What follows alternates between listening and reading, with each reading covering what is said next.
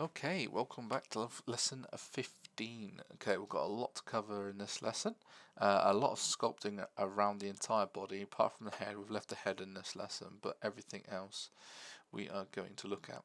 So, if we select our arm and hand and create a separate object in order to do this, if it's not already separate, the arms separate to the legs, then you would select the arms, go into edit mode, select it all by pressing L and then press P to create selection to create a separate object. In this case, what I'm doing here is I'm just checking it over, making sure the geometry looks alright. Just having a look at the faces actually in the arm, but it's high poly, but that's not to worry. Just having a look because I'm trying to get the topology the same in the arms as it is in the fingers. So the fingers and the arms I want to connect together. When they're both in object mode, you can right click if you select them both by pressing shift, and then you just right click to join. And once after you've joined them together, then they would merge. And then what I had done here is then remesh them together.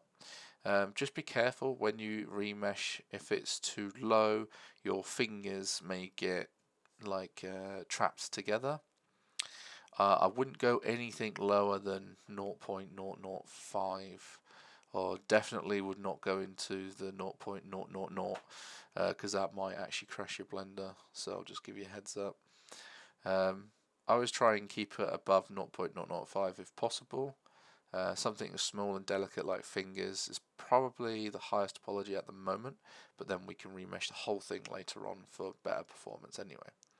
So for now we're just sculpting down and just smoothing over the fingers connecting to the hands, and then just what I was doing here was trying to get the thumb in a better state, as it looks like the thumb from ET. So just going to speed it up now and just sculpt and go over the fingers, just using the draw sharp, holding shift and smoothing over. And then I use a little bit of the clay tool just to raise some extra geometry, and then shift to just smooth it over. So you've got the pads on the on the inside of the hands, and then you've got the knuckles on the outside. I went over the fingertips a little bit and just pushed them down a little bit more, just to make them a little bit more unique, instead of duplicated from previously before.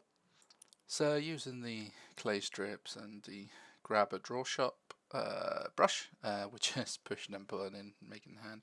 Also, when this happens, when you're rotating and you get stuck inside the piece of geometry, just click the home button on your keyboard and it resets your screen. It's a nice little quick little method, and it's very helpful. I've also noticed when sculpting the hand, I didn't have my mirror on at the top.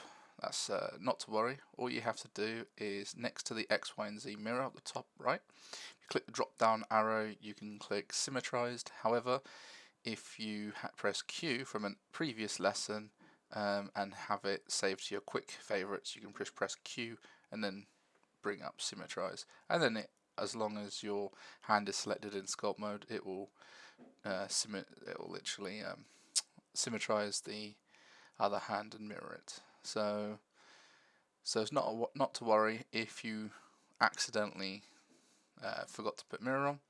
There's always ways around it.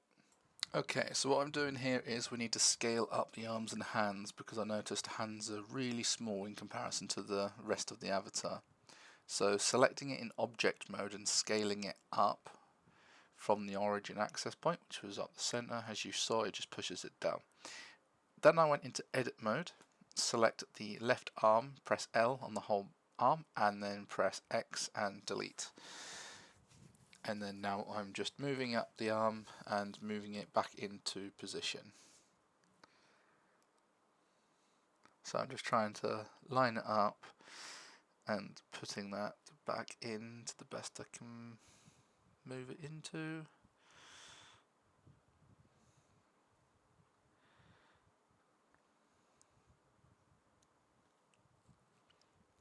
So just using the grab tool I'm just making sure the radius is large enough to push and drag that into the arm socket. As you can see, it's the bigger the grab tool, if you could just like click and drag from out to in, like outwards in towards the arm, it will push the whole mesh in together, or pick up and grab it and pull and move it about. And then what we would do afterwards is just smooth down the arm so she doesn't look like she has like big biceps there on her arm. Unless you want that, of course, then by all means. And also we will be changing the shoulders as well, so they're not quite square. We want them to make them nice and beautiful, round, and up towards the shoulder and the neck. So this is, so now I'm just editing excuse me, I'm just editing where roughly the elbow should be. I need to check the proportion, the size, and make sure the elbow is roughly waist height. So I will check that and make sure that is correct in comparison to the top half of the arm and the bottom and the lower arm connected to the hand and fingers. And what I'm just doing here is just going over and smoothing things down and just making it look nice, just using the grab tool. So when that's done, what we're going to do is we're going to mirror the arm and the hand so it comes on the other side. So we're going to select object mode on the arm. We are then going to go over to our modifier tool, that's the little blue spanner. But before that, we press Ctrl A to reset all transforms. That will put the origin point back to the center, and then we'll add the mirror modifier. If you don't reset the transforms, then your mirror will look like it might not be attached to the avatar. Once the transforms are reset, then it should take place like so. From this last little clip, I had to go over the whole body. I re-sculpted it, made it, and now I'm just adding in a few extra muscles on roughly where it would be. I did re-sculpt the legs and the bottom part of the body and the chest to give it a better size and proportion. I noticed things were a little bit not quite right, and it looked like a little stick avatar. Unfortunately, sometimes when you smooth things over and over and over, it'll just shrink it down and then it suddenly loses its shape. So just editing here now, the collarbone, the I forgot the technical name for it, but that is the bit of the anatomy that goes across. And then I was just trying to edit the shoulders going up towards the muscles in the neck, which I will probably come back again later on because I noticed it's not quite sitting as nice as I want it to.